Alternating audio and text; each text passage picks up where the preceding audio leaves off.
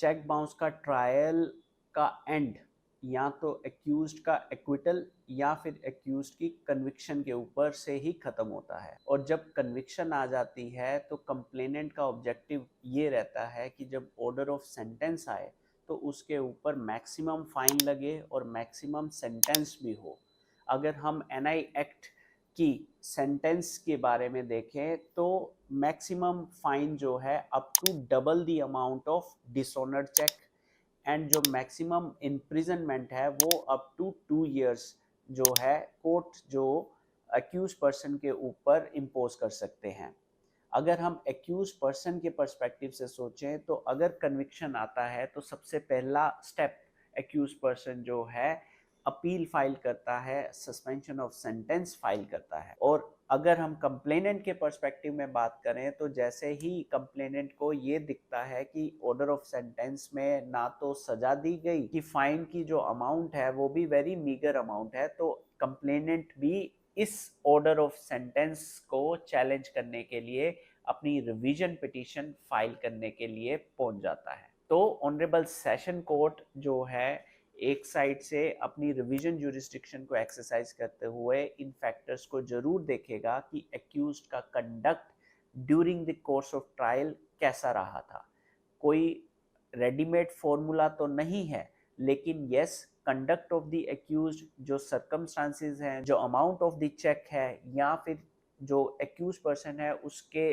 दूसरे मैटर्स तो नहीं है इस तरह के, वो इन फैक्टर्स को ध्यान में रखते हुए ही ऑर्डर ऑफ सेंटेंस पास करेगी अगेंस्ट द कन्विक्टेड पर्सन। अगर हम ऑनरेबल सुप्रीम कोर्ट की रीसेंट जजमेंट्स को गो थ्रू करें तो ऑनरेबल सुप्रीम कोर्ट का ये मानना है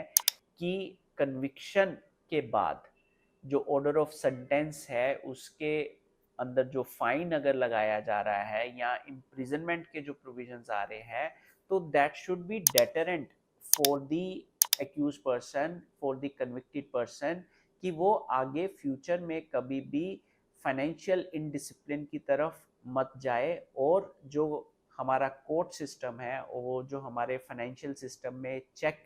की जो वैल्यू है वो चेक की वैल्यू एक रिस्पेक्टेबल वैल्यू हमेशा रहे। और एट द सेम टाइम अगर हम रीसेंट ऑनरेबल सुप्रीम कोर्ट की जजमेंट संजाबिज तारी के बारे में डिस्कस करें तो वहाँ ऑनरेबल सुप्रीम कोर्ट का व्यू ये आ रहा है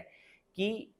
जो ट्रायल कोर्ट्स हैं, जो सेशन कोर्ट हैं, उनको focus more on the recovery of the money पे आना चाहिए rather than sending the person behind the bar. So in A nutshell अगर हम ये समझे कि जो वेरियस ऑनरेबल सुप्रीम कोर्ट की जजमेंट्स आ रही हैं उसमें the objective is clear that जो कन्विक्टेड पर्सन है उसको अगर सेंटेंस इम्पोज करी जा रही है by the learned trial court या फिर by the learned session court during the revision jurisdiction, तो इन सच सिनेरियो जो सेंटेंस है वो डेटरेंट होनी चाहिए और उसका ऑब्जेक्टिव रिकवरी ऑफ मनी के ऊपर फोकस होना चाहिए rather than sending that person behind the bars. Do let us know about your experiences, खासकर in relation to this sentence के मैटर्स में, या फिर किस तरह से रिवीजन कोर्ट्स ने